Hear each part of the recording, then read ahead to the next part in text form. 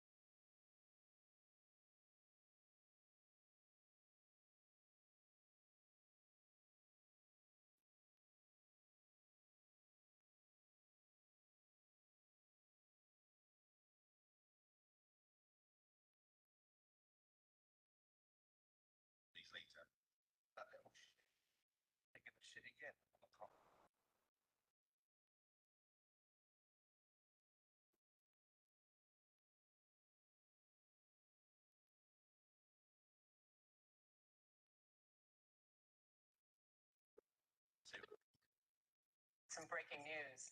Israel has initiated a retaliatory strike against Iran, according to a senior U.S. official. It's come just 5 days after a direct military assault on Israel, firing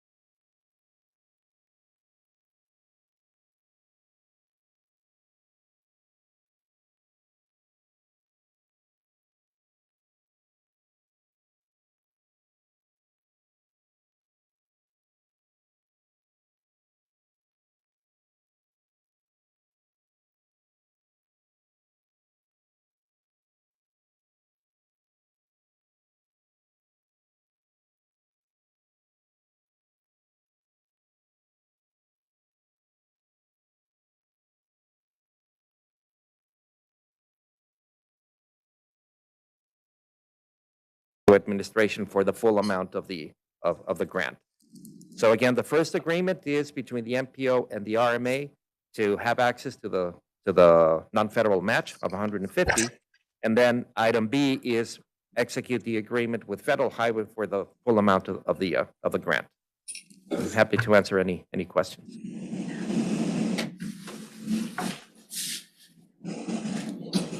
Move to approve. Second. We have a motion to approve and we have a second. Any opposed? All right, motion passes. Thank you. Item number 3, consider authorizing the executive director to sign a contract with the Texas Commission on Environmental Quality, TCEQ, for the Rider 7 PM 2.5 Local Air Quality Planning Grant with a maximum authorized reimbursement of $158,634. Okay, so as you know, we've been involved with the TCEQ with the Rider 7 program.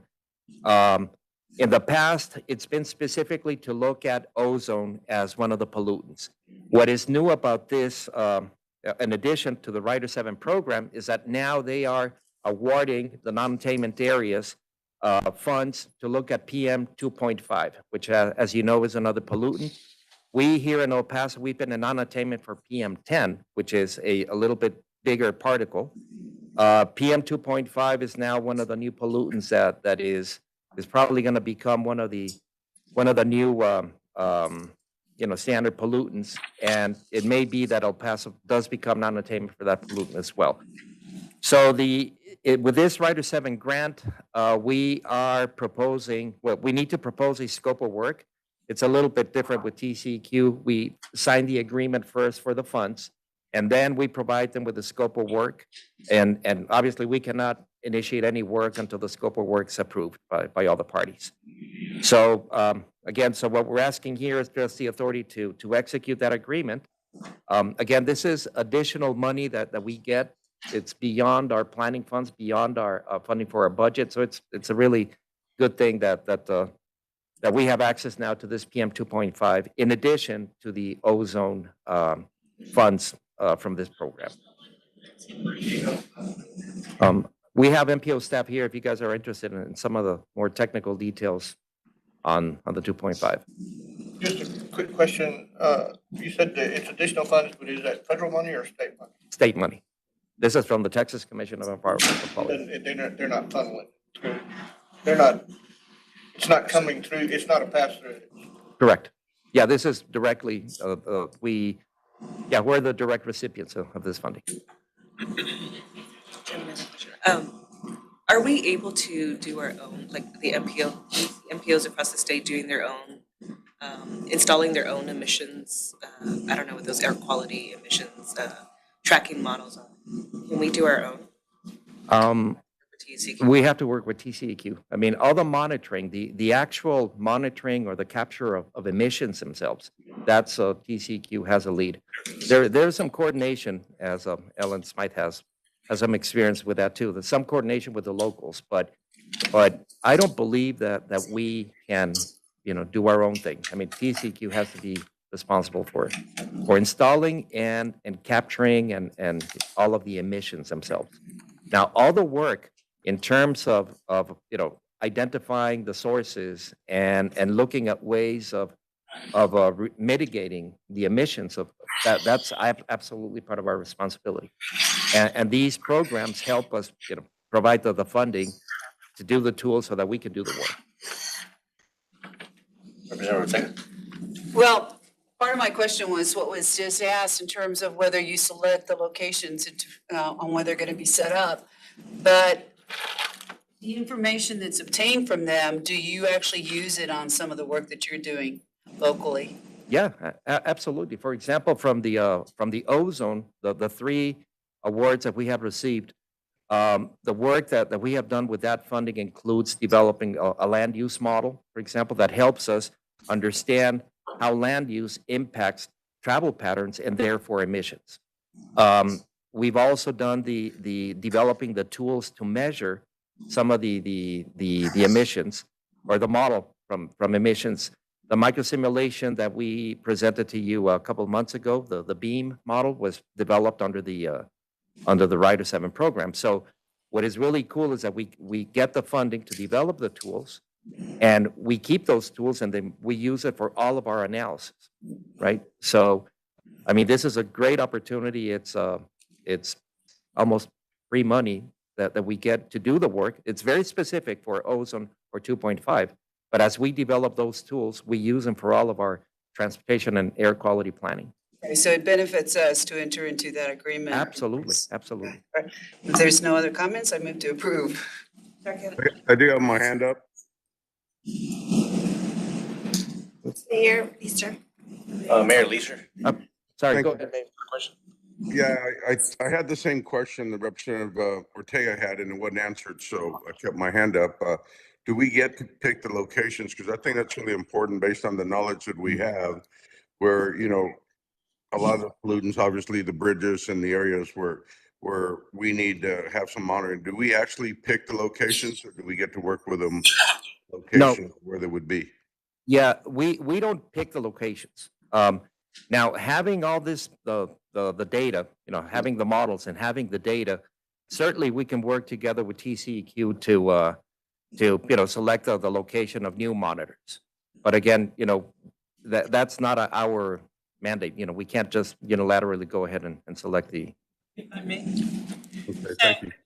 The program that we have in existence right now is called an ambient air monitoring program, meaning we have 7 stations sprinkled around the city so that any given time, it's just ambient monitoring of what's going on. What the mayor's asking about is what we call point source emissions, so that at that point on the bridge or that point on the freeway, that point source monitoring is much more expensive and much more complicated.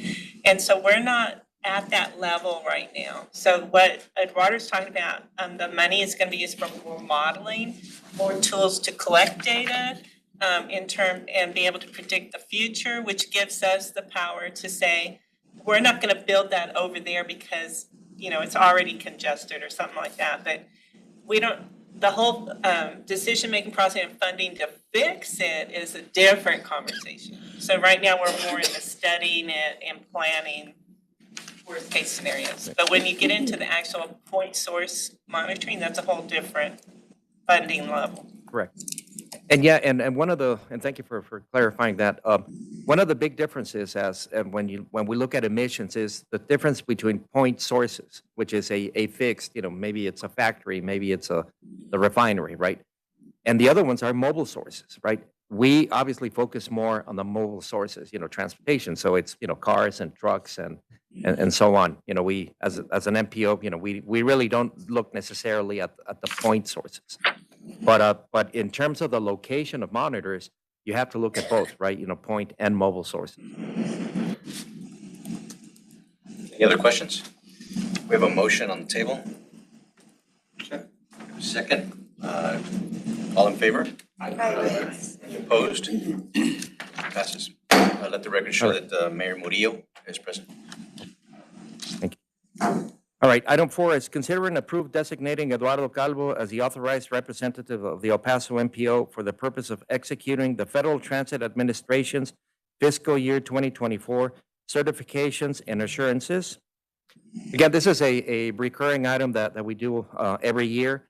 It has to do more with our 5310 program, since the MPO is a direct recipient of these funds, and then we do the work and distribute them to all the people that apply for these funds, like Project Amistad and others. So this is just a mechanical process that we do every year. Questions? Move to approve, Mr. Chair. We have a motion, we have a second. All in favor? Any opposed? Motion passes. All right. Right. Item number 5 is consider and ratify an agreement with New Mexico DOT to award a grant to the El Paso MPO in the amount of $545,000 from the New Mexico DOT State Planning and Research SPR program. This item, again, this is another example of additional funds that we were able to receive. We applied for them, and with the help of Aaron in the District 1 of New Mexico DOT provided the non-federal match, because SPR funds are federal, that are awarded to the states, and then the states decide on how to distribute them. So this is the second time at least, or maybe the third time that we applied for these funds, and we were selected, we were awarded for them. The purpose or the purpose of these funds will be specifically to help in the development of all of our travel demand models. Again, if you recall, last month, we came to you to give us a green light for a task order for just under $1 million to develop all of the models.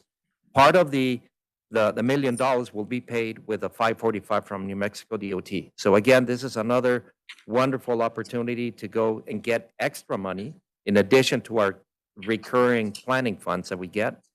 And again, the objective is of the funding is specifically to develop the travel demand model, the ITDM, and all the modeling tools. Any questions? We have a motion? Move to approve. Second. We have a motion to approve. We have a second. Any opposed? I'm sorry, all in favor? Aye. Any opposed? Passes. All right, thank you. Item 6, related to 5. Item 6 is consider approval of an amendment to the El Paso MPO fiscal year 2024-2025 Unified Planning Work Program, UPWP, to add $545,000 in New Mexico DOT SPR funds. And here to present is Harrison Ford. Good morning, Chair, board members. Harrison Ford, Assistant Director with El Paso MPO. As Eduardo said, this is kind of the mechanical part associated with the funding agreement that you all just approved. We need to include these funds in our UPWP, our work program showing all of the work that the MPO will be doing over a 2-year period. And so we are applying that funding under 2 of our existing subtasks.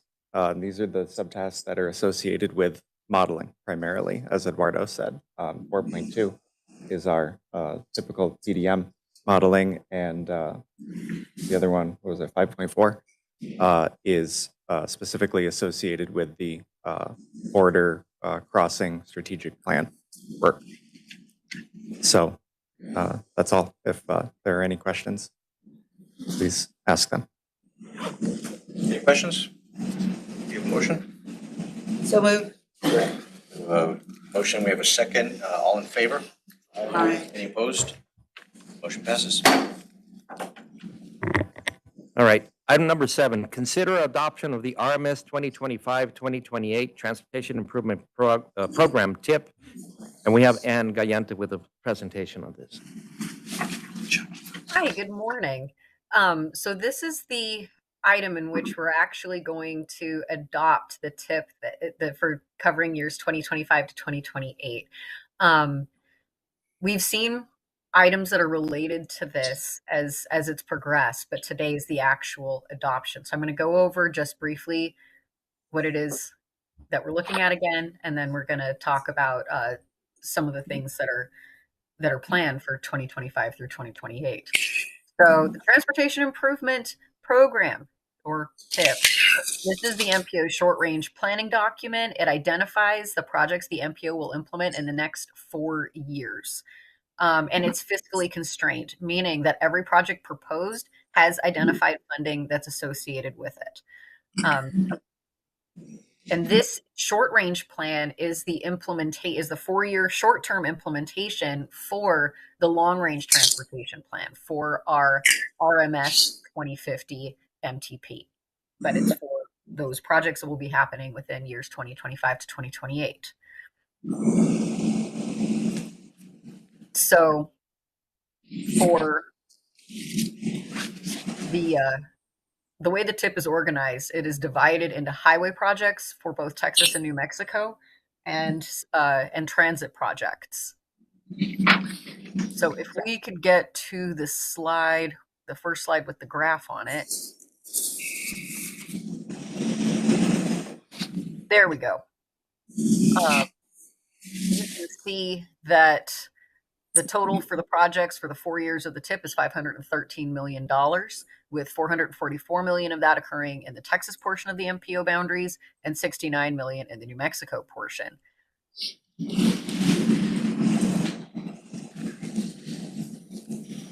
All right. Next slide. So this is a 4-year breakdown. This is just what's going to be expended in what year in transit. So it's $115 million overall, with an average of about $29 million per year. And then this 115 is further divided into different FTA programs, with the majority being FTA's 5307 program, which is urban area formula funding, and that provides capital to transit entities, so things like buses. And then it also does operating assistance, which is just going to be drivers for buses and administration in urbanized areas like El Paso. So there's that program, and there's also 5339 where we get some funding, and that's additional capital funding for things like buses and vans and equipment and facilities. Next slide. So this graph displays the total highway projects by sponsoring entity. So as you can see here, the city of El Paso has the most projects in this proposed TIP with 20 total. Next slide. This slide is an overview of the year of expenditure costs programmed into the TIP by local government.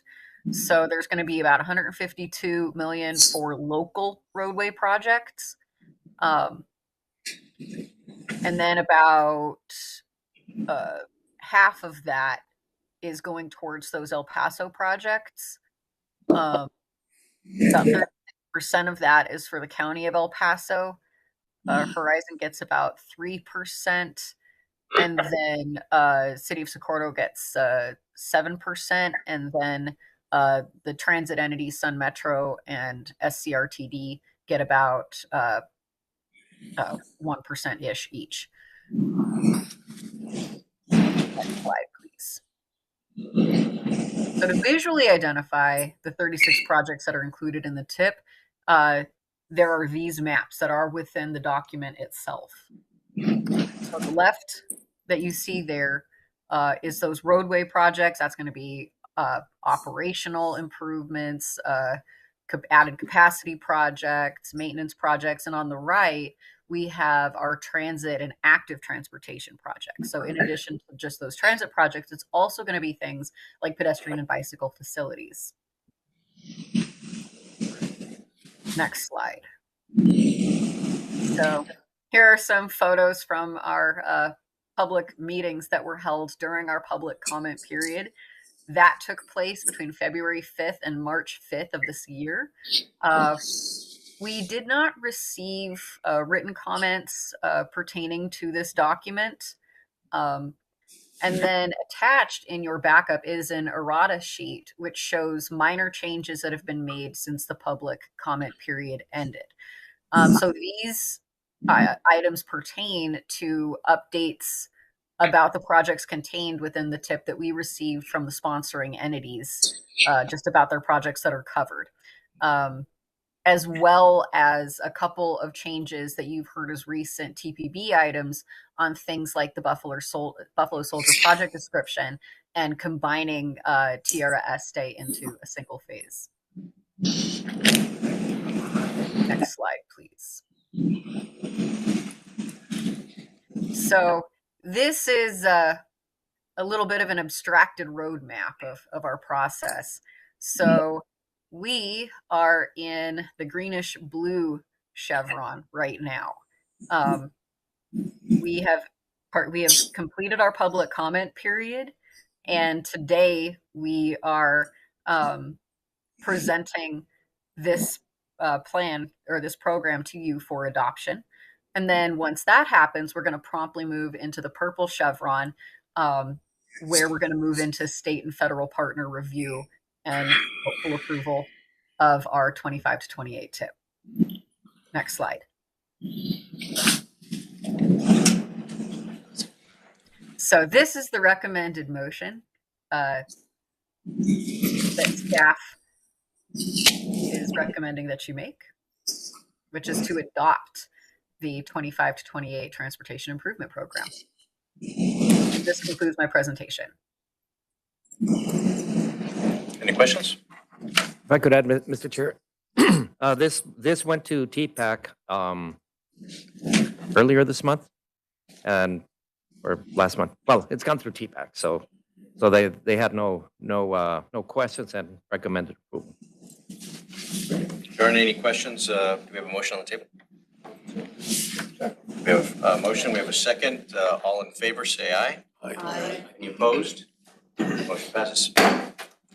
All right, moving to item 8. Consider approval of amendments to the RMS 2050 Metropolitan Transportation Plan, MTP, and RMS 2023-2026 TIP to A, amend the John Hayes Darrington Berryville Construction Phase 2 project to replace $2,800,000 of Category 7 STP funds with $2,800,000 Category 10 CRP funds in fiscal year 2025. B, amend the Railroad Drive widening and reconstruction project to remove PE phase using $3.5 million of Category 7 STPMM funds in fiscal year 2026. And C, program the PE phase Railroad Drive widening and reconstruction project using $3.5 million of Category 7 STPMM funds in fiscal year 2024. And again, Ann has a brief presentation on this item.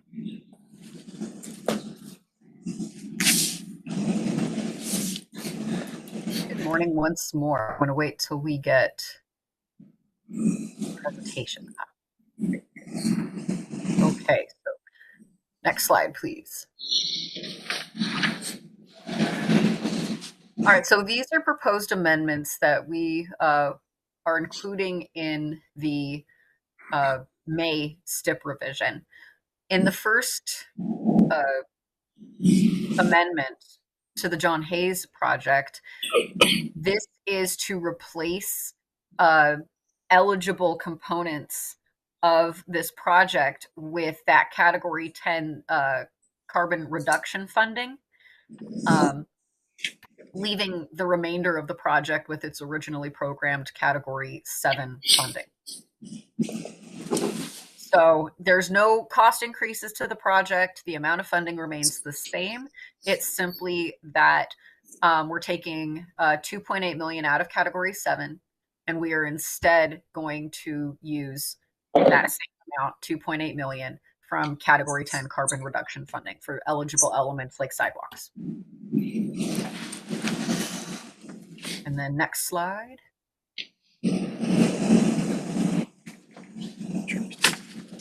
For this project, this is done to separate out the PE phase of the project, so it's engineering phase, so that it can begin on that phase in 2024, with the remainder of the project for 2026.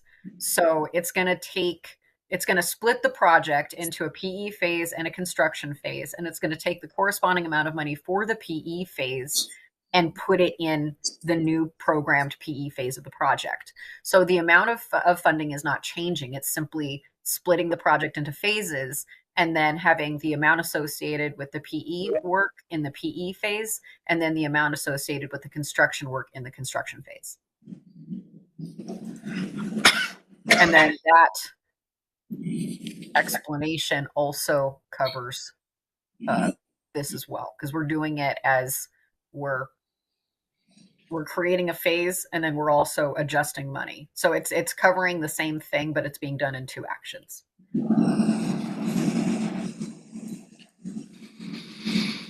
So staff is recommending, again, approval of these amendments. So the John Hayes amendment, and then the two amendments associated with programming the PE phase for the Railroad Drive widening project. And this was heard by TPAC, and they recommended approval as well. Chair, if I could add, on item A, the John Hayes replacing the $2.8 million of Category 7 and now using CRP funds, that's a great thing, because carbon reduction program, CRP, is a new funding category. So we've been able to pull out elements of these projects and use this new category and free up Category 7, which, as you all know, is the most flexible category. It's our most precious funding category that we can use for everything. So we've been working with TPAC and with an ad hoc committee that TPAC created to start looking at other opportunities of how to use this new funding category, the CRP Category 10. Any questions? We have a motion. So moved. Second. We have a motion and a second. All in favor? Any opposed? Motion passes. All right. Item number 9, consider approval of amendments to Appendix D, Environmental Clearance Project List of the RMS 2023-2026 TIP to A, remove the Tierra Este Arterial 1 Phase 1 project, B, remove the Tierra Este Arterial 1 Phase 2 project, and C, add the Tierra Este Arterial 1 project. Pretty simple, but we have Ann also with a brief explanation. Ann.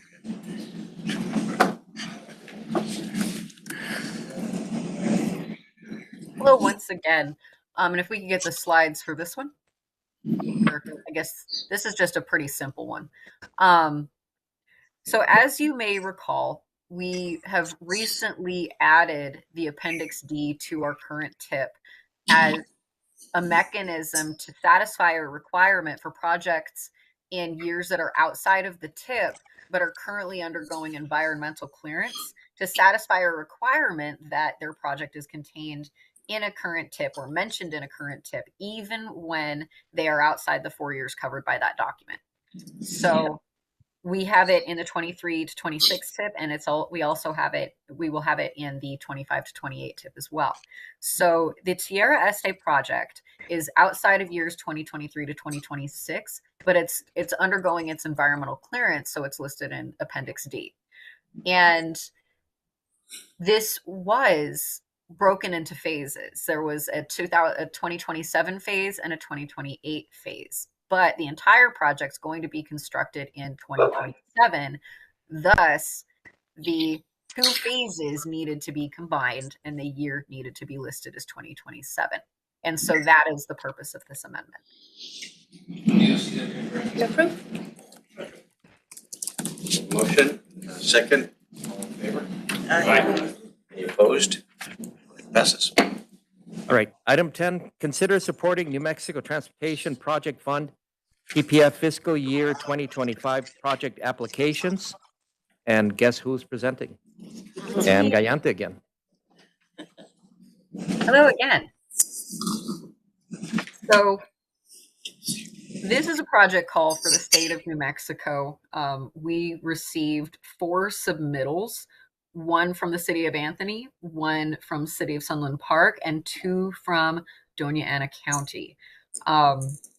The ones from the cities both involved street reconstructions, and the 2 from the county were both for multi-use trails.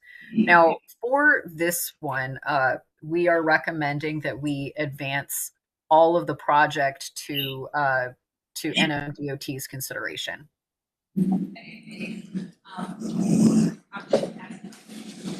So I think we did this in the past as well. New Mexico DOT was asking us to rank them, but we decided not to do that. Instead, given that it's a relatively small number of applications and all our good projects, send them all in to give all these a better chance of competing. Any questions? We have a motion? So moved. We have a motion. Do we have a second? Second. Any opposed? All in favor? Any opposed?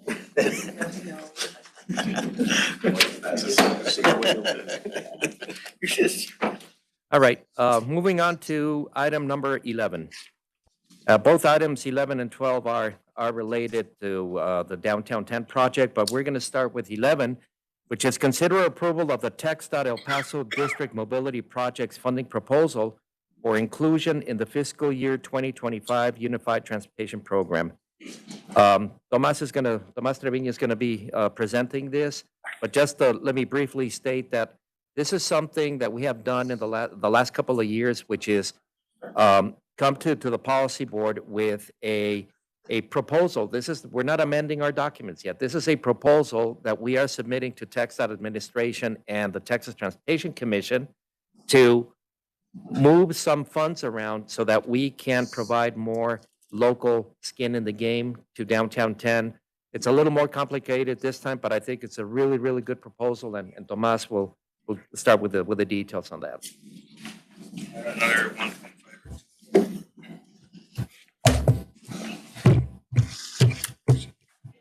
Have a clicker?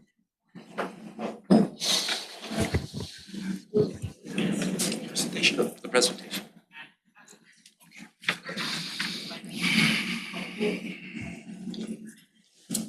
All right.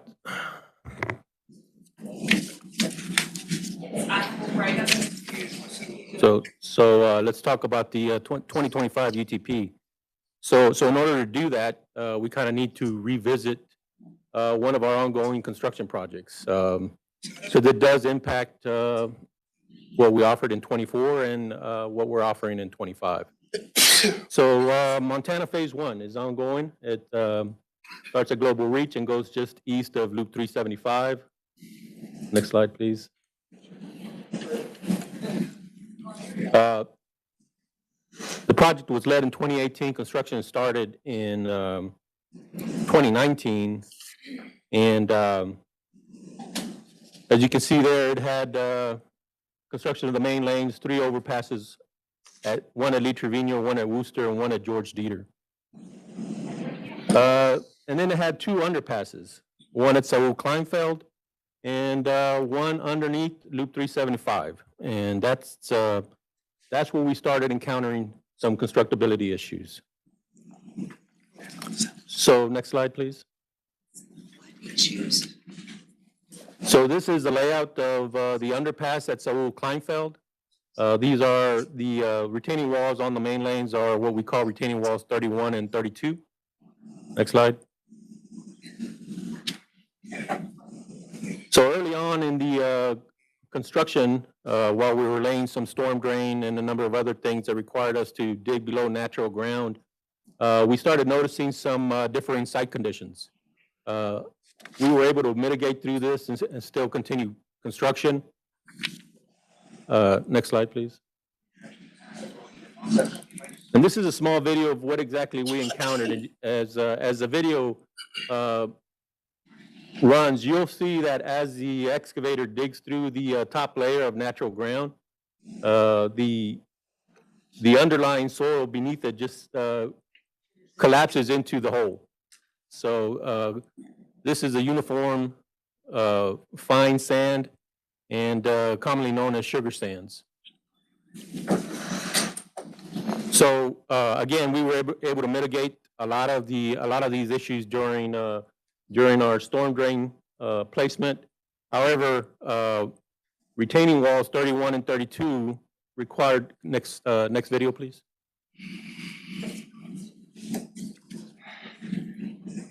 And you can go to the next one.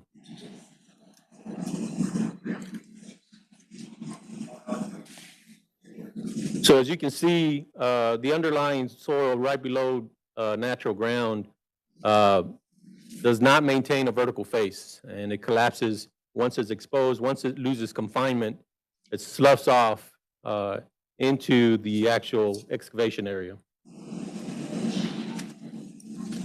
Next slide.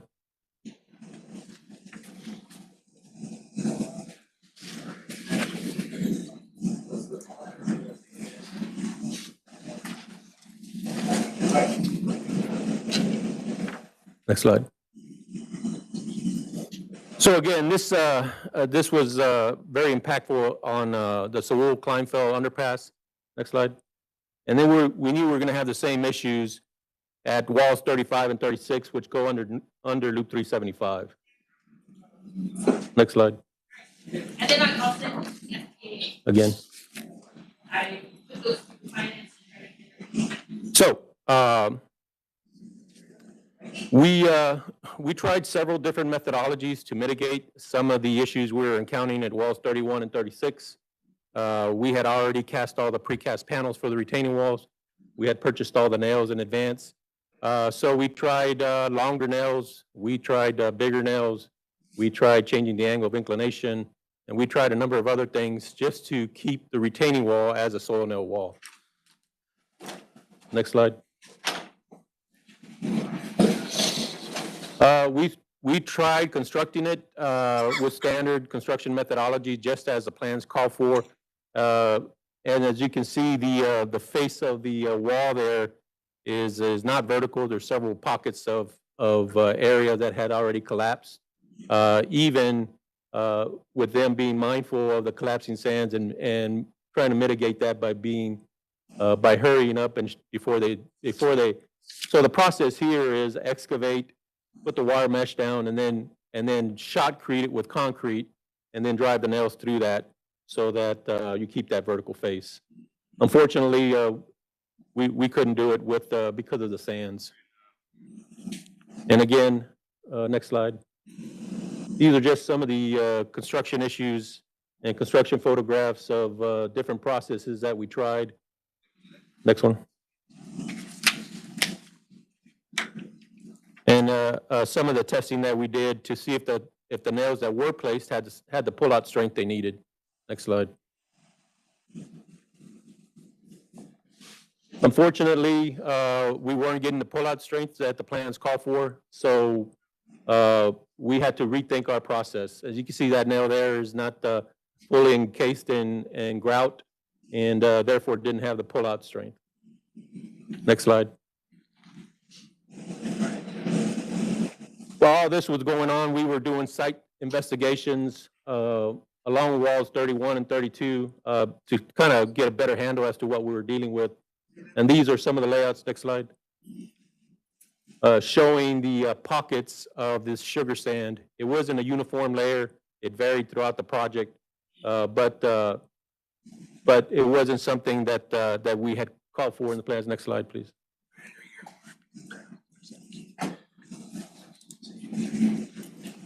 So we did realize that through our investigation that the sugar sands were a lot more prevalent in walls 35 and 36 than we were dealing with in walls 31 and 32. And therefore, we were dealing with 31 and 32 at the time. So, next slide.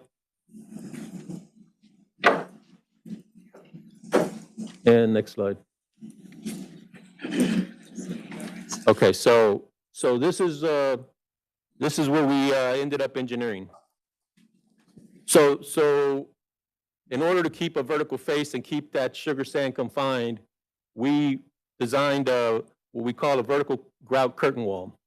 And this calls for 6-inch diameter holes to be placed basically right next to each other with an offset, and then every other hole to have a rebar, a number 4 rebar placed through the center of it. This would allow us to excavate a vertical face, keep those sugar sands confined, and then drive our nails through that grout wall. Next slide. Next one. So this is the current state of construction. The grout wall is going up right now. And as you can see, the contractor has placed his first set of nails, and all by keeping that vertical face. Next slide. So that brings us to walls 35 and 36. This is the retaining walls underneath loop 375, and as you can tell by this rendering, these are a lot more intricate and a lot higher, and the frontage road traffic is immediately adjacent to the retaining wall. Next slide. So again, we went back, since we were dealing with a higher concentration of sugar sands in this area, and we redesigned this retaining wall totally different than we did retaining walls 31 and 32. One of the reasons we did that is because none of the materials for walls 35 and 36 had been purchased yet. None of them had been casted. So we had the opportunity to redesign the wall entirely. Next slide. And next slide. So this is what we came up with. We came up with a drill shaft cable tieback wall system, very, very stout. And again, since we had traffic immediately adjacent to the retaining wall, we felt it was in our best interest to go with a system that allowed us to ensure that the sugar sand issue would be a non-issue once we started construction of walls 35 and 36. Next slide. And again, just some of the construction details for the retaining wall. Next slide. Next slide. So what does that mean? So in order to totally rescope the retaining wall issue, it required a substantial change order in the amount of $42 million. Okay. Knowing that, we had to make provision. We had made provisions locally to fund this through our own internal dollars here at the district.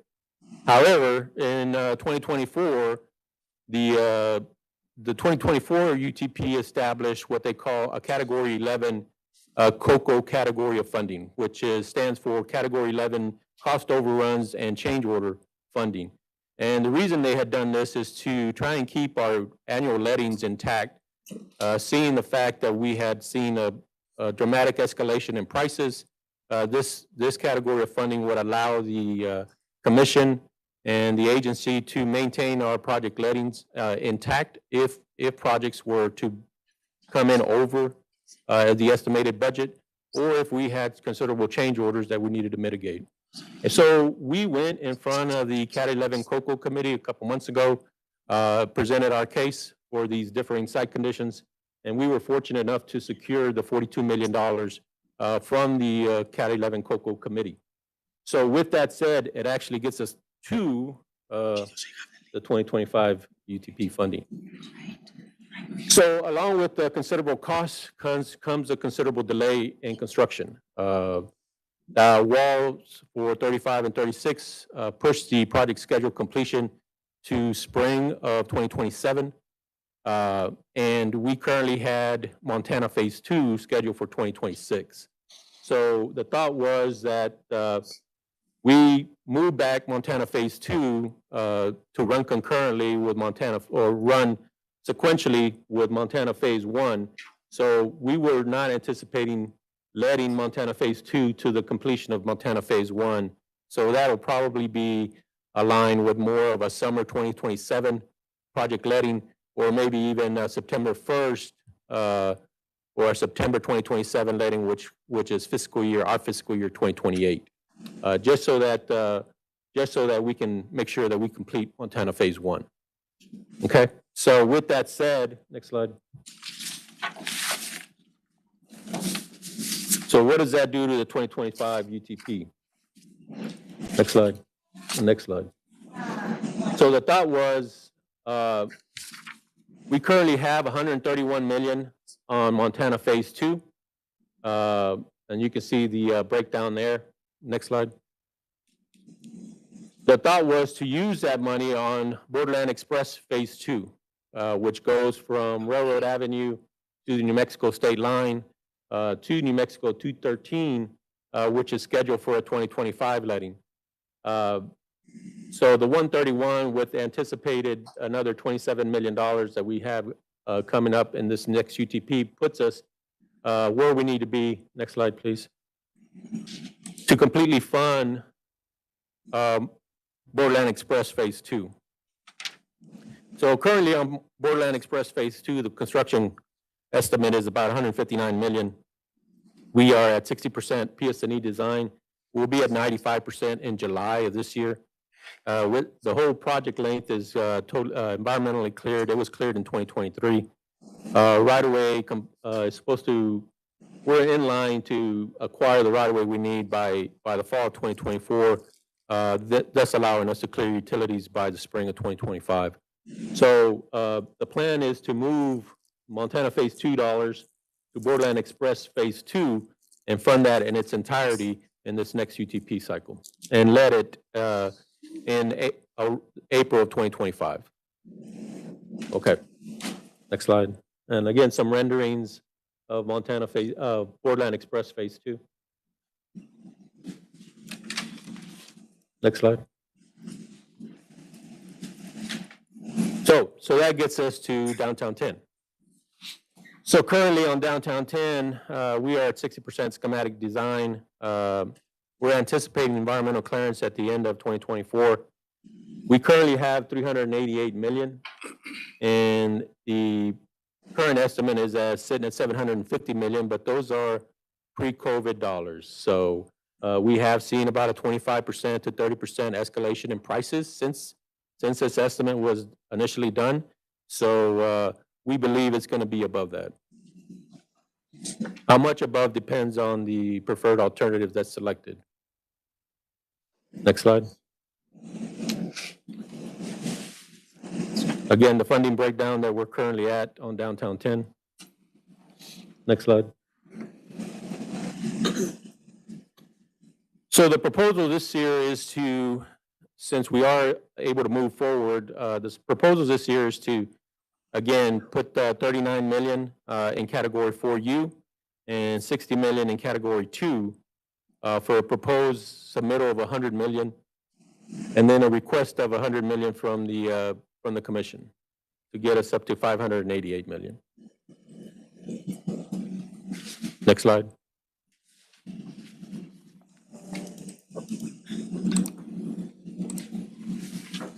Now, again, this is a proposal for 2025 UTP. You can see that we maintain the rest of the projects as planned and as scheduled. 54, the I-10 frontage roads from Executive Sunland, insert Borderland Express Phase 2, remove Montana Phase 2 to 2027, and then the funding plan for Phase 1. Next slide.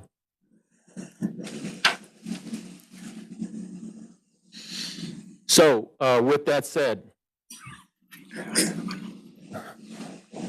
we have, so with that 488 that is proposed and potentially 588, depending on what the commission does, and I can't speak for the commission, but the plan is to phase downtown 10 segment 2 into 3 phases.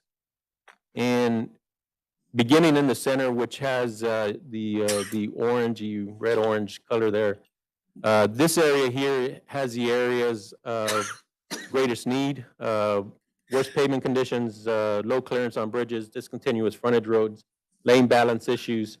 So the thought is to put that money on what we're calling Phase 1 of downtown 10 for this next UTP cycle.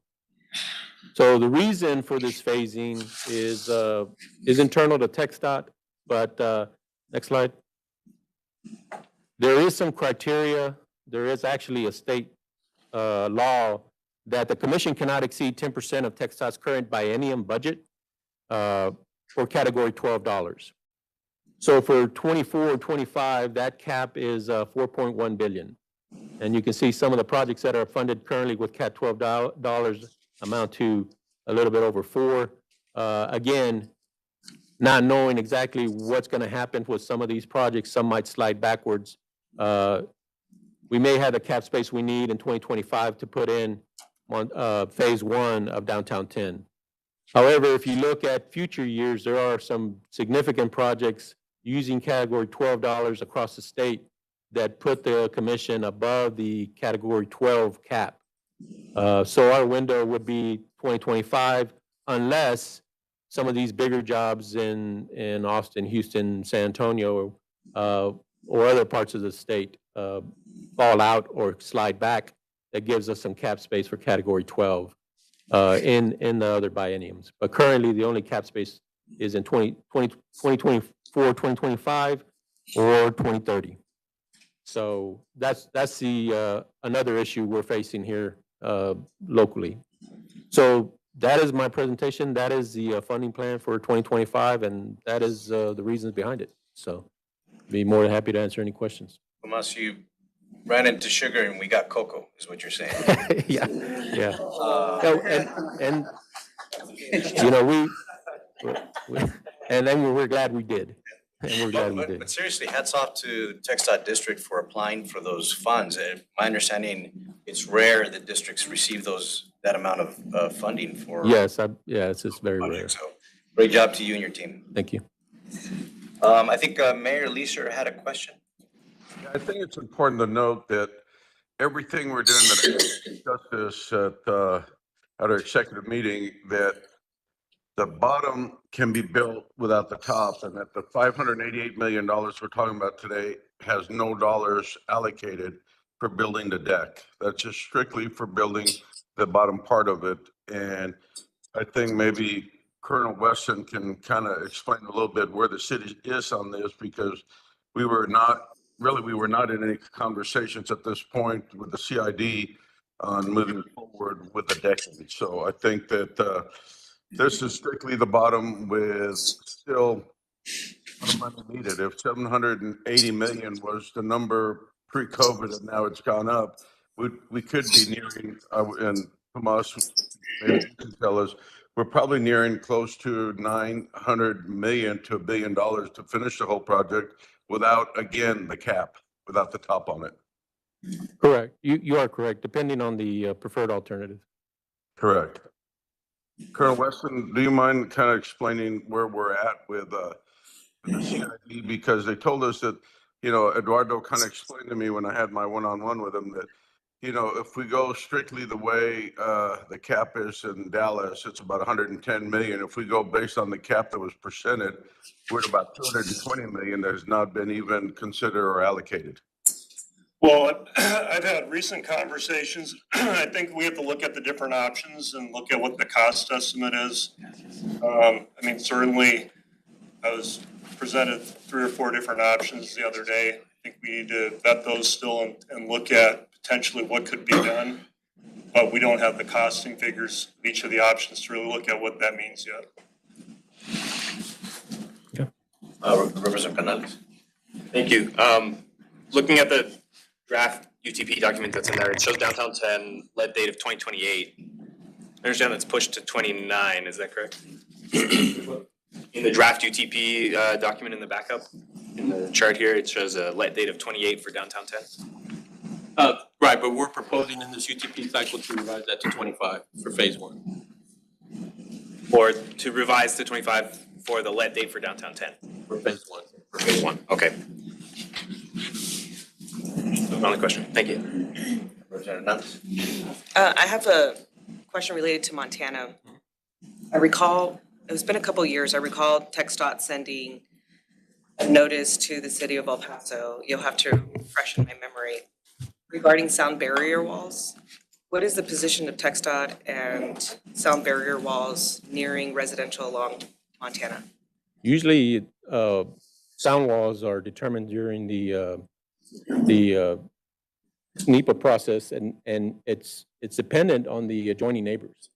And it's usually residential neighbors and not apartment complexes or the like. It's privately owned homes that have the ability to vote on whether they want a sound wall or not. Right, and there's a lot of affordable housing in apartments, so they don't Right. qualify. Right, and that's federal policy. Because again, one renter may want it, then the next renter may not. But if there are some residential, they can apply for it, or is it already too late? It's usually too late. Again, those are worked through in the NEPA process. Okay. Representative Ordaz has a. I'm sorry, if I could just add, what happens with noise walls is that there are studies done in terms of the increase of noise due to the construction job, right?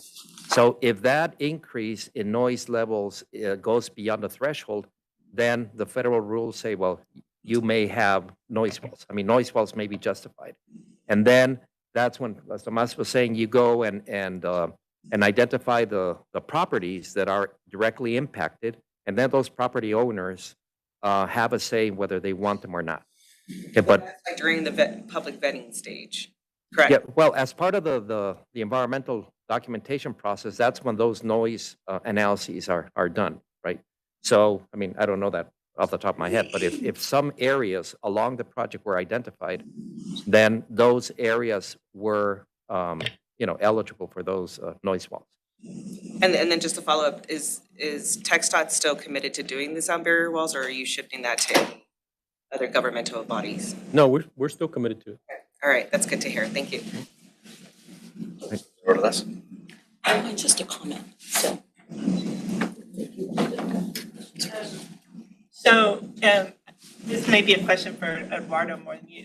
If you take the money that's programmed for Montana Phase 2 right now and you redistribute it, when 2028 rolls around, are you confident that he's going to get funding back for Montana Phase 2 from a different pot or a new pot or? So a lot of that money is formula-based and it's yearly. So yes, we're fairly confident that we'll be able to fund Montana. Representative Canales? I just have a comment. You have a question? Okay. So if the let date for phase 1 of downtown phase 10 is of downtown 10 phase 1, if that's moving to 25, what is the timeline for selection of the preferred alternative? Well, like I mentioned, we are looking to complete our environmental process here by the end of this year. So that would include selecting the preferred alternative. Okay. By the end of the year, are you looking at like winter timeframe? Yeah, probably November, December. Any other, Mayor? Yes.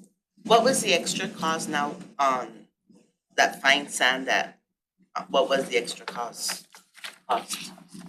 Oh, to mitigate the fine sand was that $42 million change order to redesign the retaining walls. $42 million.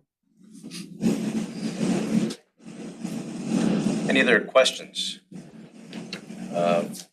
I also want to congratulate you, Tomas, for moving quickly and asking for that funding through the state TxDOT committee, because that is a substantial amount of money that you obtained through the new category. So thank you for doing that and being on your toes. And it is, congratulations to the entire team for doing it, because that was great to get that huge amount of money, and it saves us on other things that we need to do in our community. And so at this time, I'd like to move to approve the funding proposal that has been presented to us and make the change in the 2025 UTP. And I'll second that motion. I just wanted to also commend you and your team and echo the comments that the Senator and Representative Ortega mentioned. It's not easy to be this creative to get that in that pot of funding. And then Eduardo, as you mentioned, skin in the game, this is exactly what the commission is talking about. And to ensure that we were able to still utilize these funds and put these funds towards projects that are already ready to let, that is exactly what the commission is looking for. And that's what we constantly talking about. And so I just wanted to commend you and your team and looking forward to the progress of both of these projects. So thank you both. Do we have someone that's virtual that has a question? No. All right, we have a motion on the table and we have a second. All in favor? Aye. Any opposed? Chair, I'd like to vote present. Okay, let the record show Representative Canales voting present. Item 12. All right, so I think Professor Trevino failed to say that there's going to be a test afterward on soil mechanics. All right, moving on to item number. Before we go to item 12, I'm sorry. Yes, in the spirit of allowing for members of the public to speak, I'd like to make a motion to reconsider item number 2 to allow for Mr. White to share his public comment. Second. Okay. Any opposed? We'll move to public comment on item 2.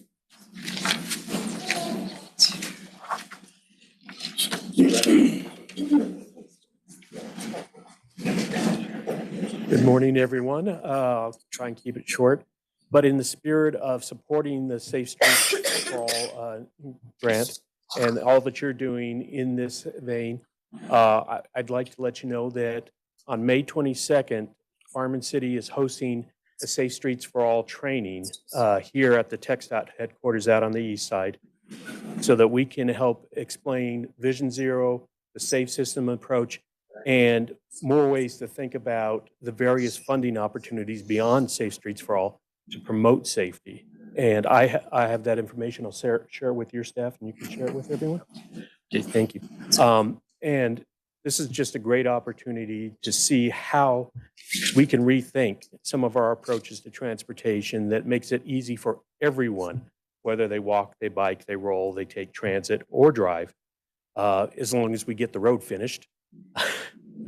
And so that they can get there safely. So thank you very much for that, and thank you for supporting the Safe Streets Initiative. That date and time one more time?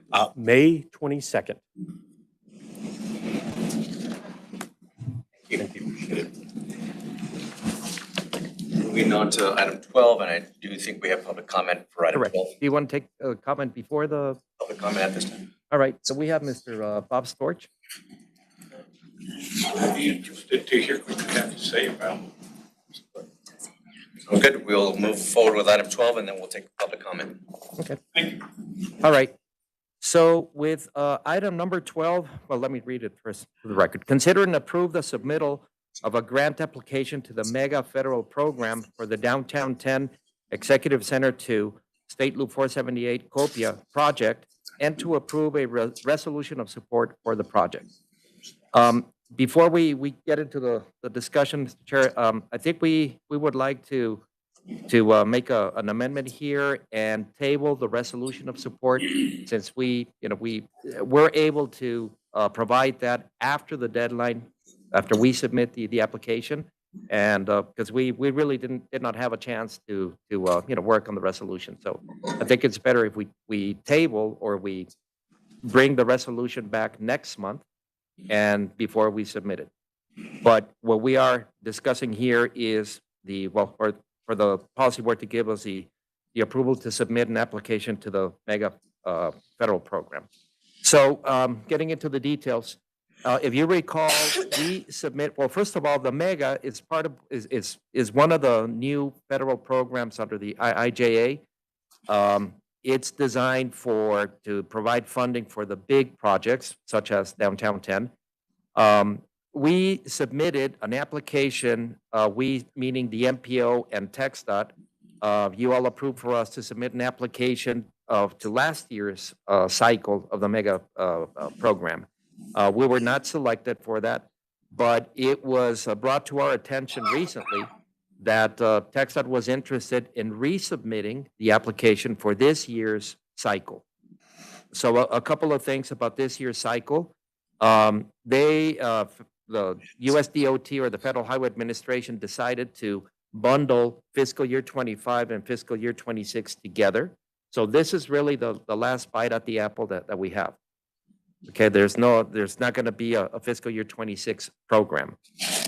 Why? I don't know. I have no idea why they chose to do that.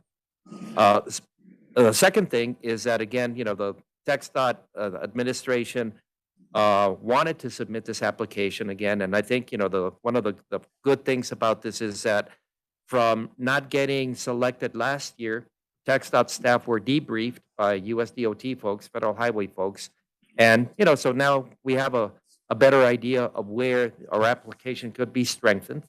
Again, these are highly competitive projects nationwide. There's a ton of applications that go in, so we feel good in the sense that with the feedback that we received, we will be able to improve that application. So again, this is, in my opinion, this is a fairly simple decision, in the sense that this is new money that we would be receiving, right? I mean, the federal funds would come in. The state would be matching, providing the match to the federal grant. So there's really no cost for us here locally. So again, what we're asking is for the approval to submit that application. And we would be going again as co-applicants with TxDOT on this for this project. So with that, happy to answer any questions. Questions? We'll move to public comment. Okay. I'm Bob Storch. I live in Sunset Heights. I have spoken to you all before that this Downtown 10 is a bad project for downtown and for El Paso. And I would encourage you to abandon this project and redesign the whole thing. The project is based on faulty data. It would not accomplish what it says it wants to do. Congestion is not an issue on this segment of the highway. And even if it was, widening it would not stop the congestion. Moving all this traffic through downtown is environmentally and economically unsustainable for downtown. It does not improve our quality of life downtown. It does not improve local economic development downtown. It's a nasty scar through downtown to have this open sewer of trucks that runs right through the center of our city. I applaud you for doing the Northeast bypass. That's where we need to be putting the trucks. We need to get them off the Bridge of Americas, which we're working towards too. But funding downtown 10 as it's been proposed to us so far is just a bad project. And just applying for more federal money just to get our fair share to build a bad project does not improve El Paso. So I would encourage you to abandon this project and not ask for these funds.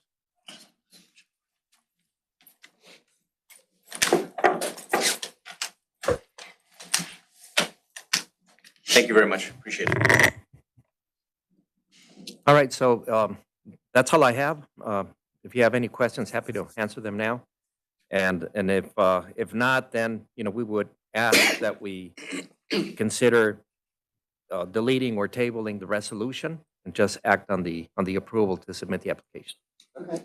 I think it's a great opportunity from everything that we've heard to submit the application, the grant application again. It would add additional funding if we were successful. As Mr. Calvo has pointed out, these funds are not easy to obtain from the federal government. This is the last time that we're going to have that chance to try to obtain the funding, and it would certainly help. And part of this process is coordinating, and State TxDOT is a partner in doing this again. I move to approve. Motion to approve. Second, any opposed? I'm sorry, all in favor? Aye. Any opposed? No. We have one no from Representative Canales. Motion passes. All right, then moving on to reports and discussion. If I might, through the chair, there are two more action items after executive session, and so in interest of quorum, I would move that we move our executive session item now to this point, and This is to review Exhibit 1 and 2. 2, yes. Do we have a second? Second. We have a second. All in favor? Aye. Any opposed? Motion passes. So now we'll move to an executive session. However, can we take a 5-minute break? Absolutely. Chair, but before we do take the break, I think we just need to put it on the record that we are moving into executive session for executive session items 1 and 2. And the board will be retiring into executive session pursuant to section 551.074 personnel matters of the Texas Government Code. So you can take the recess, but we're good now. Excellent. Thank you. All right, so that Take a means that 5-minute we break. need to clear the room and just leave the board members here. Thank you.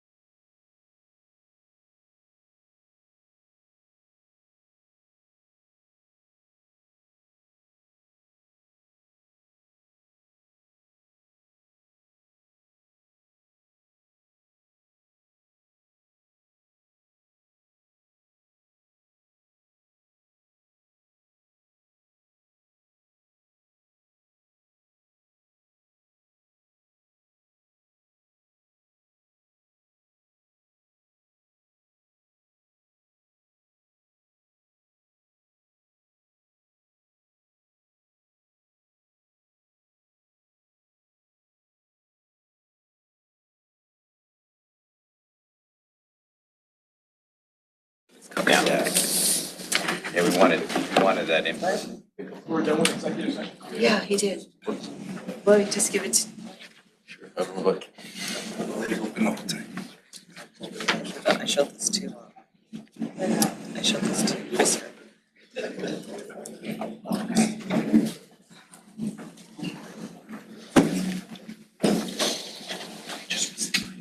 I can find it. I dated it 2023. Oh, okay. This is like the first one. I didn't even notice. I just like dragged them into the folder. I found you one in Apple. Okay.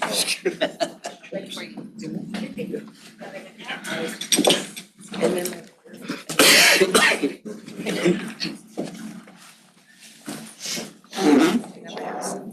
Yes, it should be working. It's item 13, right? Yeah. That's right. And I talked to him, because I have a 100 residents in my neighborhood. Yeah. And I have to turn it off, what's that? But I said, hey guys, I'm gonna turn here, I don't wanna turn in any neighbors, and they're all like, no, you need to call it in right now, and everyone's scared, and everyone. And I have 2 cameras. Promotion to Madam Secretary. Okay. Where the hell are you going? Okay, we've got a quorum. Was I gonna We call need a them? motion to exit executive session. So moved. Second. Second, any opposed? We are back in regular session. And so Chair, now you'll move to the executive session items and no action was taken. So then you move on to your reports and discussion session of the meeting. Great, no action taken, and we'll move forward. Thank you. All right. All right, so then moving on to reports and discussion.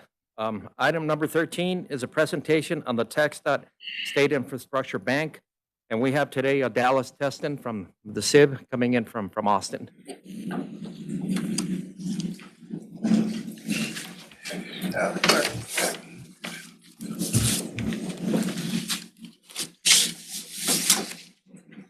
Alice, did you change your flight? I have not. Okay. So I apologize if I talk fast. No, do this work. Said it would. Southwest. Liquor work. Nope. All right, that's fine. I'll just ask y'all to move the slides. All right, thank y'all for having me today. As you mentioned, my name is Dallas Teston. I work for TxDOT. Our team is based out of Austin. We cover the entire state, working with the SIB loan program. Some of y'all may be familiar with it, some of you may not. So if you are, hopefully this will provide a little bit of a refresher or provide some kind of base level information. Kind of my goal in doing these presentations and talking to local governments around the state is just providing awareness that this program is out there to assist local governments in advancing their projects. So what is the SIB? The SIB is a low-cost transportation financing tool operated through TxDOT for eligible transportation projects. Next slide. A little bit of a background on the program. So the SIB was set up in the late 90s, early 2000s by the legislator as a revolving loan fund. What that means is all of our repayments, any interest that we earn on the cash goes right back into the fund. So it grows over time to continue to get more projects done. So all that to say, we don't kind of rely on injections of funding every couple of years to keep this program going. This program is built to be self-sustaining, and it has been since the early 2000s. So it can keep going to assist local governments around the state with their projects. The SIB is a federal program, so it was authorized under a federal act and then with the state legislation. But in saying that, we are not using federal dollars in the program anymore. So the loans that we're making are done with non-federal dollars at this point. That to say that using the SIB will not federalize your project. So using the SIB itself won't trigger any additional federal regulations on your projects. If you have other federal money, other state money, or if it's on the state highway system, there will be other regulations that you'll need to follow with that. But using the SIB itself won't trigger any of that. Go forward. Some quick stats on our program. We've done 154 loans for $762 million. We've used that to help leverage and get done about $8.2 billion in projects across the state of Texas. Our loans have ranged from 10,000 up to 42 million. So our team has a broad range of experience with small and large loans. Next slide.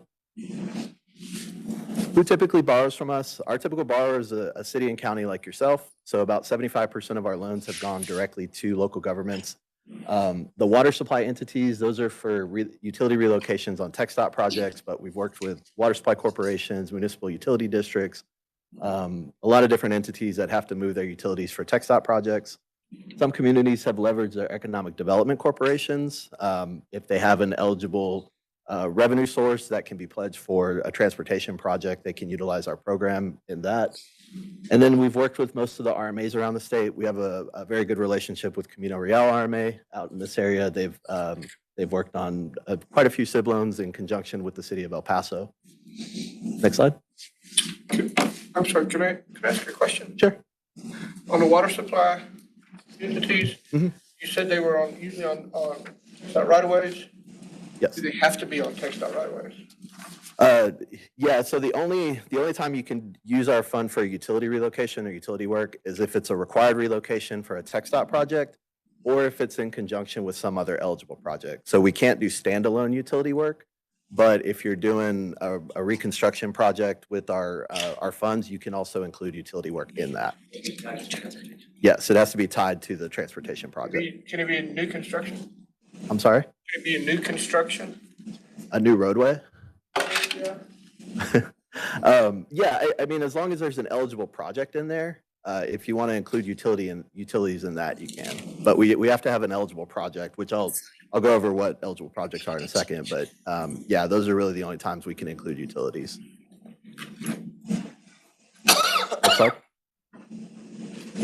So visually, this is kind of what that looks like. We've been spread out all over the state of Texas. If you've been to Austin recently on I-35, it's probably not a surprise that a lot of our projects are up and down that corridor. If you focus out into this area in El Paso, next slide. These are some of the projects that we've worked on. So our El Paso district in this El Paso area has been one of our more active areas utilizing our program. And honestly, I commend y'all as locals for that. You've realized the value in using this program and have utilized it on a variety of different projects. Next slide. Just to highlight that a little further, this is a breakdown of the loans that we've done by TxDOT district, and our El Paso district is right up there with our, with one of the largest districts that we have in the Houston area. And actually, we're taking, the Village of Vinton has a loan this month, so that number will actually go up by one, and you'll be tied for first. Next slide.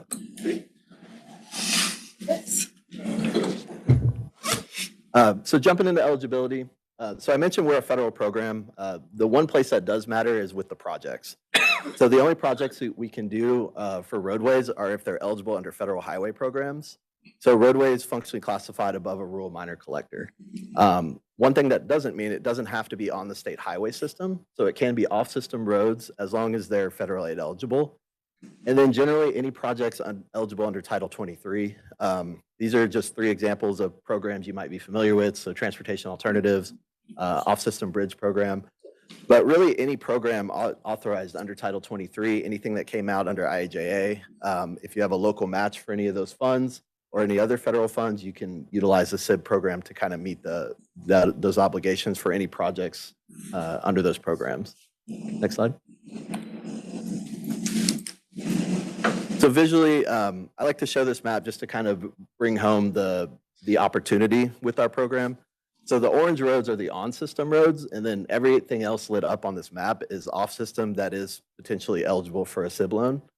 So those are all roadways that are federal aid eligible in the city of El Paso, and this one little snapshot that could be, the SIB could be leveraged on and work could be done on them using our program. This is our statewide planning map. We have instructions on our website on how to kind of get this view for your community or any community in the state. But generally in more urban areas, there's a lot of opportunity to utilize our program. Next slide. Circling back to uses, we kind of touched on utility relocation, but once we've established kind of an eligible transportation project, any of the costs associated with that project, you can use the SIB funds for. So it really, anything associated with the construction or reconstruction, Obviously the roadway elements, but if there's also kind of sidewalk work, pedestrian improvements in the area, you can use it on that as well. A big one recently in the past few years with rising inflation, labor costs, I'm sure you've all been seeing it in your communities. You can include contingency in the loan amount. And if you don't end up using it, you'll just return it to pay down the balance. It's a lot easier to kind of do that, but if you need more funds, once the project's going, we have to go back through the entire process again. And then I touched on local match. So if you ever have a local match for any federal programs or any programs like that, you can borrow from our fund for those, and then any financial and legal fees as well. Next slide. So I mentioned the SIB is a low-cost transportation financing program. So what does that mean?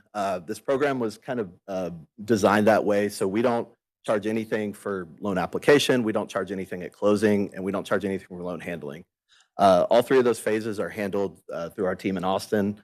So you'll have the same contacts throughout the life of the loan, and we don't charge anything for those services. Additionally, the legislator authorized communities to borrow directly from our program in the statute. So most of our loans are just done through a direct loan agreement. That does save a little bit of time and cost efficiency in a debt issuance. We can be the sole purchaser of a certificate of obligation or bonds, but generally most of our loans are done through that direct loan agreement. Yes, sir. When you say zero load handling, zero cost, does that mean you don't charge an interest cost? We do charge interest. I'm going to get there. But we don't charge any fees, I think is what I'm trying to drive home there. Next slide. So high level on the terms too, we try to be as favorable as possible. So you can prepay these loans at any time without penalty. We offer deferments on the front end. So if you have other debt expiring or some type of reimbursement that you're waiting on, we can defer the first couple of payments out. Next slide. And then jumping into the interest rate. So a couple of things that we do differently that you might not be used to. So we set the rate at the time of application rather than closing. So all of our loans have to be approved by the Transportation Commission, and that includes the rate. So we have to set it when we receive the application. From there, though, it's a fixed rate throughout the life of the loan. And then additionally, we set our rates using the Municipal Market Data Index, so the MMD. If you're not familiar, the MMD is kind of a standard in public issuances that most communities use when they're issuing bonds. And so we utilize it to kind of provide a standard for our SIB interest rates. And we set them based on two main factors: the credit rating of the borrower and how long they want to borrow. Next slide. So we recently adjusted how we set our interest rates.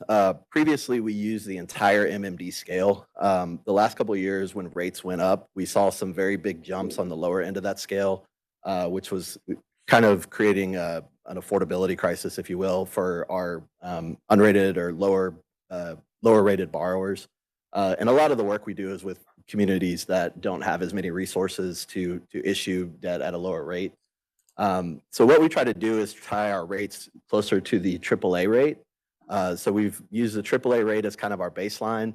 We had a small spread based on the credit rating. And then we utilized TxDOT's Economically Disadvantaged County program to offer a discount to communities in those counties.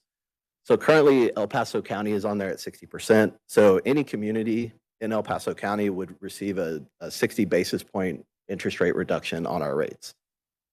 Next slide. This is a snapshot of the scale we use. Really the big thing to take away from this is the most you'll pay for a SIB loan is the AAA MMD for the term plus 40 basis points. So if you ever want to conservatively estimate what it would cost to take out a SIB loan, just estimate AAA MMD plus 40 basis points for that term. Everything else is kind of lower than that. So we tried to make it as small a spread as possible for the credit ratings rather than the big jumps we were seeing. But this is just kind of a snapshot of what we use. Next slide. Excuse me. Yeah. Is your selection process competitive? It can be. Currently, we have enough capital in the fund that we're able to use most projects that come in, we're able to approve from a fund standpoint. Obviously, there are other factors, but as far as the health of the program and the amount of money we have, we can sustain most projects right now. So looking at current AAA MMD rates, biggest thing here is just to kind of know the farther you go out, so the longer term loan, the more the rate will tick up. These are rates from a couple of weeks ago, so if you're thinking about coming into our program in a couple of months, please don't hold me to these. But these are just kind of an example of where we are right now. So taking that 20-year MMD, that 3.36, next slide. Tying it back to that kind of math problem I showed a second ago. So in this example, a 20-year loan for a AAA borrower in El Paso County would end up with a 2.86 rate right now using that 20-year rate on the AAA MMD. We think that's pretty good to help communities as they're looking to get projects done, but this is kind of how we set our interest rates. So just remembering that any community in this county would receive that discount on them, and then we only add that small spread to AAA. Next slide. Move forward to. So there's a lot of detail on our process at the bottom. The two main things that I like to point out, so from application to funds in your account is about a 4 to 6 month process. So all of our loans have to go through the Transportation Commission. Go forward one more time. After we get through that process, it's about 30 to 45 days to close a loan. From the local level to submit an application and to execute one requires 2 actions from either your city council or your commissioner's court. So you'll need an action to apply and then one to execute the loan agreement as well. And that's if we're going that direct loan agreement route. If it's a CO or a bond, you'll need to follow the procedures for those. But just in our direct loan agreements, you'll have those 2 actions and then our Transportation Commission approval as well. Next slide. So timeline was the last thing I had. So just some takeaways. Go ahead and move forward through all of them. Just remembering that the SIB loan program is out there for y'all. So as you're looking at ways to fund your projects and move them forward, just remembering that this program is out there to assist y'all. It's a tool in your toolbox, a resource that we offer. And then just remembering that on or off system roads could be eligible. I think for a long time, a lot of people assume this program was only for on system roads. We do prioritize those projects, but it is available for off system work as well, as long as it's federal aid eligible. Our interest rate, I kind of went through that, but we fix it at the time of application. The whole process takes 4 to 6 months, so just make sure you're including that in any planning timelines. And then all of our loans have to be approved by our commission. Next slide. There's my direct contact information. Additionally, we have a lot of resources on our website. We've tried to put information on there that would be beneficial to y'all. So we have a flyer with a lot of this information, instructions on how to check roadway eligibility. Additionally, any news that we put out about our program is done through a newsletter. So we have a sign up on there, but it's the best way to get any information about our program. With that, I would love to answer any questions that y'all have.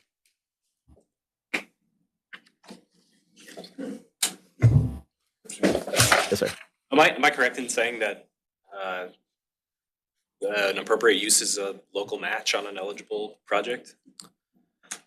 Yes, if it's a local match for a federal project, so if there's MPO funds allocated and the locals are on the hook for a certain percentage, you can use a SIB loan for that. So I think we've done that for a couple of projects here. El Paso County, I think, did that on a recent project, and then I think Benton's too is a local match as well.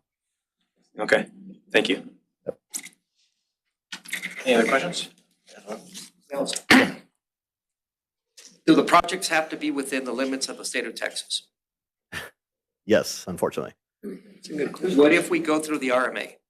I mean, if the project is outside of the state of Texas, in New Mexico, for example, but the RMA is the one that is securing the loan, but the project is in the state of New Mexico.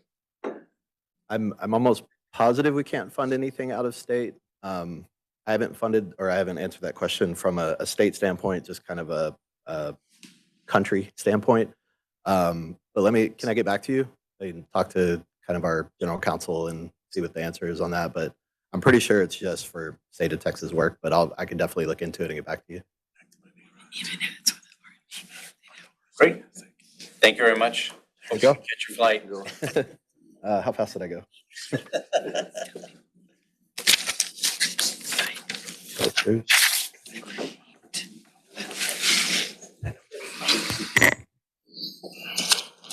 And thank you again, Dallas, for making the trip over here.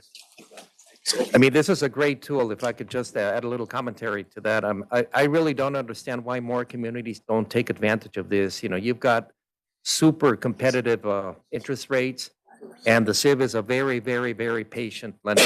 So, you know, they will accommodate your payment plan according to whatever you need. You know, you saw there in the example, you know, interest payments at first, and then, you know, you can send it out to 30 years or whatever. But it's a great tool, and I hope that I mean, I'm glad to see that we've been on the top of the list of in terms of using it. There's an EDC. Exactly. Well, plus the EDC adjustment, 60%. All right, so we've got 2 more items. Okay, so item 14 is review of current El Paso MPO contracts and agreements for entities providing assistance in planning activities described in the El Paso MPO fiscal year 2024-2025 UPWP. So in this item, this is really in response to the discussion that we had last month. I think it was really important for us to try to provide the context of all the agreements that we have in addition to, well, to help us do the work that we commit to do in our UPWP. So what we prepared, and this is in your backup, we prepared in a form of a cash flow, a 4-year cash flow statement here, where you can see on the top of the list, you'll see the incoming funds. And we're separating the recurring funds, right? So all MPOs receive money from the Federal Highway Administration, what we call planning funds, as well as from the Federal Transit Administration. In our case, as being a bi-state MPO, we receive funds from Texas and from the state of New Mexico. So those are the basic recurring funds that we receive. If we don't do anything else, that's those are all the funds that we have access to. Then on the second part, under grants, you see all of the different grants that we get that we have been able to secure that go above and beyond the regular funds that we receive, right? And again, the Rider 7, the one on the top is the old Rider 7. The one in orange is the Rider 7 that we are currently negotiating. The old New Mexico SPR funds, plus the ones that were just approved today, Safe Streets for All, the $750,000 grant, and for the strategic plan, the $2 million that this board approved so that we could develop our strategic plan. So if you see the amounts, the regular planning funds that we receive would be in the ballpark of about $2 million per year. That's sort of like the basic. But look at the amounts and all of the grants, we have separated them into 2 or 3 years, depending on what we're estimating where the expenditures are going to be. But it pretty much triples our budget or the ability to do work, right? So from 2 million in fiscal year 24, we're talking about 6.7 million. Now, these grants are targeted for some very specific work, right? So what I try to do here in this example is tie in color code the grants, which is the money that we received, with the task orders that we have issued or we plan to issue to accommodate the work, right? So let's go into the consultant contracts. If you can scroll up a little bit, Gerardo. So one of the questions that came up last month was the difference between a master contract and the individual task orders, right? So the master contract for TTI or for UTEP or with WSP, these are master contracts that pretty much, talk about the roles and responsibilities, the generic responsibilities for the entities, right? But they are not committing any funds yet, right? So they're like empty buckets, right? In the case of TTI, the new master agreement is up to $500,000, but there's no guarantee under the master contract that we're going to spend it, but it's just up to that, right? And against that master contract, then we start issuing task orders, right? like task order number 1, which is one for training that we have as a backup to provide training for the policy board.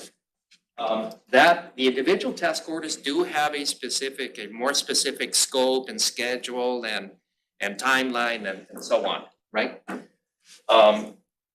So for example, the one in orange, task order number 2, is a task order that we will issue, and we'll bring it obviously to the policy board later, to do part of the work under the Rider 7 TCEQ grant that we received, right? So that one is under TTI. The same thing for UTEP. UTEP is going to be doing part of the work on the Rider 7 as well. So it's color coded as well. And with Urban Sim, with the same thing, they're going to be doing part of the work as well. So again, I hope it's clear that when we talk about a master contract, the dollar amounts are just caps, but there are no commitments there. We're not committing anything under the master agreements, right? It's only under the individual task orders where we actually commit, for a very specific scope, fee, and schedule. Right, so wanted to highlight that. So again, we ordered in this table all of the different agreements that we have: TTI, UTEP, with Urban Sim, WSP, which is our general planning consultant, Kemp Smith, and the new MGO, which are our auditors that are going to be performing our yearly audits, starting with this fiscal year 24. And then towards the bottom of the table, you see all of the recurring expenses that we have, as far as our lease and travel and all the different things that we have. If you look at the bottom, after every year, of course, we have our revenues, our expenses, and this is the balance that carries over to the following year, right? So, right now you see that we do have a pretty healthy carryover. In other words, there is a funding available to even do more things, right? One of the key takeaways is that when you see this, I hope that you guys have a higher level of confidence that we are doing this. We're not putting at risk the MPO. We're not going on crazy spending sprees or anything. But the fact that we have all these different consultant contracts is really to help us and have available the best people, the best resources to do the work that we need to do. I think last month, Representative Canales, you were asking also of, why can't we do a lot of these things in-house? And yeah, we would like to do things in-house, but some of these things are so technical that, we can't have, experts on every single thing. It's a lot more efficient to have these contracts where we bring them in as needed, right? Let me also go to the, can you go a little bit to the top? I forgot to mention okay, well, here, of course, you have under expenditures, we have payroll, right? So yeah, we are trying to always keep a good staff. It's not that easy in the sense that MPOs are, we're different animals, right? So there's not a lot of people that have the experience. So we have to come in, bring people, train them, and it takes time. And sometimes, we can't afford to that learning curve to continue doing the good work that the MPO needs to do. So it's a balance. It's a combination of yes, we want to have staff, but at the same time, we also need to have the resources available to do the work. And again, what I think is very exciting, and I hope that we're able to communicate that, is especially on the grants. This is work that we do above and beyond the regular work that is required and expected of MPOs. Yeah, every MPO has to have an MTP, a TIP, a UPWP, et cetera, right? But all the good things that we've done under the Rider 7, developing the tools, the modeling tools, are tremendously exciting, and it really helps us do better work. So hopefully this helps or provides some context, shed some light on some of the questions that came up from last month. And, you know, this is something that you will be more than happy to bring on a recurring basis. I mean, this is just a snapshot. As you know, cash flow changes almost on a daily basis. But this gives you a generic picture of where we are with the MPO. So with that, I'm happy to answer any questions. Any questions? I'm sorry. Thank you, Eduardo, for bringing this. It's like first time I've ever seen the overall view. Did you mention where the balance goes? The remaining balance, do you put that into a? Yeah, it carries over. You just, where do you put it? The balances So at the bottom. The carryover from the prior year, the 2.6, goes to the top for the following year. So it carries over. Do you have a restricted fund that money goes to, like a rainy day fund or a savings fund, or it's just all? No. What we try to do is that we try to spend, try to minimize, the carryover. Now, the grants, I mean, those are, those have a clear beginning and an end, right? So, we need to spend that money. On the planning funds and the recurring funds, those carry over. Now, just like with our construction program, categories 5 and 7, both TxDOT and New Mexico DOT don't like to see a lot of carryover from one year to another, right? So, it's a balance. I mean, it's trying to be conservative using your cash flow. Yeah, you don't want to zero out every year, right? That's very risky. But at the same time, keeping a huge carryover from one year to another also raises questions like, well, why aren't you spending the money, right?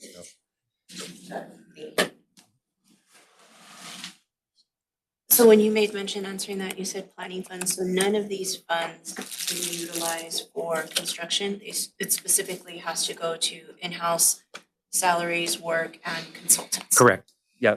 Yeah.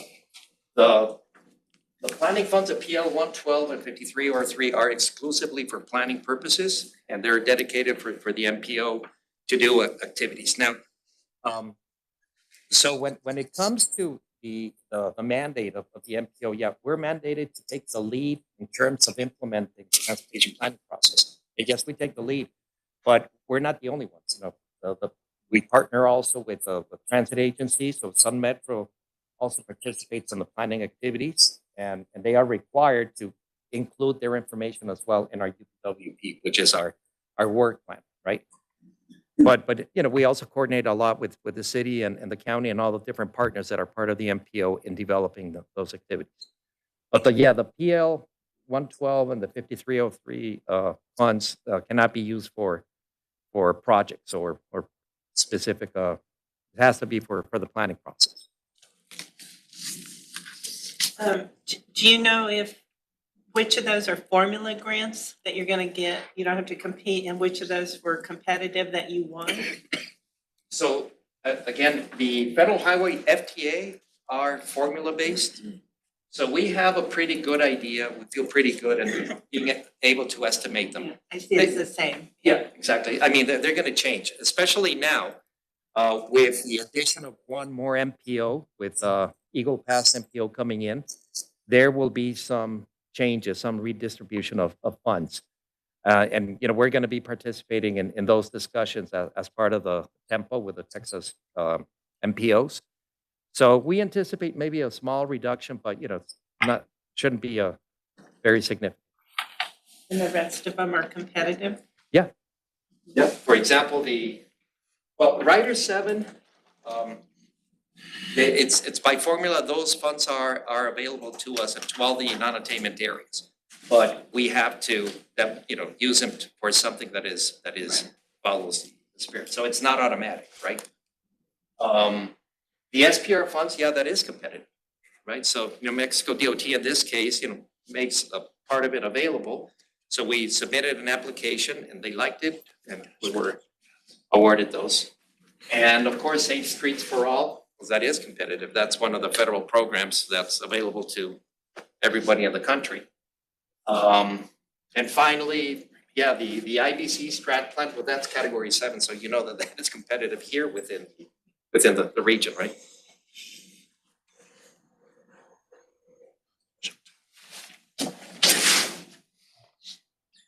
Any other questions? Great, thank you. All right, so I think that's the last one is 15, Executive Director Report. Very quickly, just to report that I attended the Border Trade Advisory Committee meeting earlier this week in Brownsville. BTEC, it was a pretty good meeting.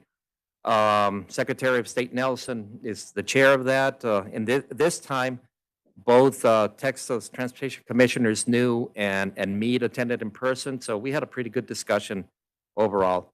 The next meeting has been set. It's going to be in Houston, not in the border, but obviously Houston plays an important role in binational trade. And I believe it's in April. I'm sorry, it's going to be in the month of August. Second thing I wanted to mention is the Border Highway East, the project, the stakeholders meeting. Border Highway East is a project that's been in the TxDOT books for years. It's a good project, but of course it's very complicated. It has a lot of challenges in terms of right-of-way acquisition, and there's obviously some environmental concerns, throughout the length of the project. And I would encourage you also to attend the public meetings that are scheduled on May the 1st and May the 2nd, virtual and in-person meetings. Again, TxDOT needs to hear from all the different stakeholders, and we'll circulate the notice and make sure that everybody has that available. And then finally, the TEMPO meeting that happened March 21st and 22nd. I did not attend because I was here. It was at the same time as the policy board meeting of last month. Harrison attended the meeting, and do you want to just briefly say? Yeah, good morning again. So the meeting was in Austin. As Eduardo said, he usually attends, but because of the timing of the TBB meeting, I got the opportunity to attend, and I always really appreciate getting to go as well, because it's really great to interact with other MPO staff and get direct face-to-face time with TxDOT and FHWA and FTA and everybody else who attends. A few highlights from the meeting. There was a roundtable, a discussion with TxDOT Finance Division staff. That kind of went into the justifications for them encouraging MPOs to program funding and not have carryover to the extent possible. And a lot of that is driven by the opportunity that the state has to get a lot of additional funding through the redistribution process that's going to be happening in August. So funding that's coming from that other states haven't spent. Texas has the opportunity to take advantage and collect some of that. So they're really trying to maximize the amount that the state can get. But part of that is showing that we can spend it. And if we have large carryovers, then that hurts how it looks at the federal level. El Paso MPO is not doing too bad. Some of the other MPOs have huge balances and category funding that are carrying over. But it's relevant for all of the MPOs across the state. We got some new guidance on how TxDOT would like MPOs to program carbon reduction funding. So we're going to bring that to the ad hoc committee of the TPAC that's been looking into how to program that money, especially for the years that we haven't looked at yet.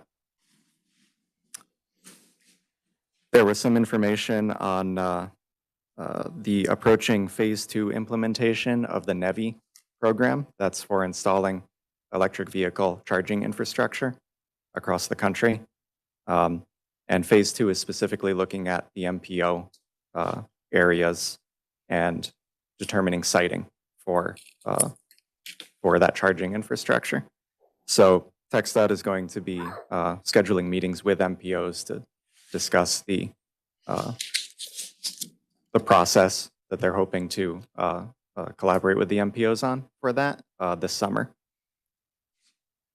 And there is a presentation from EPMPO, which is the National Association of MPOs. Kind of just letting everybody know that they are a resource for MPOs that are members of EPMPO, which we are, and some specific studies that they are currently doing or are planning on doing. One relating to guidance on the federal greenhouse gas target setting requirement that at the moment is on hold nationwide because of the latest court ruling, but we don't know how long that will last, and it's possible that it'll come back and we'll have to set a target for that. And they're also going to be doing a national MPO salary survey that we have the opportunity to participate in and make sure that we're on track with what's expected. So those are some highlights from the meeting. If you have any questions, then please ask.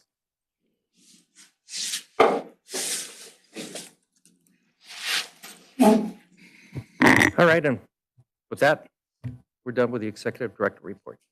Very much. We don't have quorum, so. We need to leave. Have a great weekend. Thank you. How are you doing?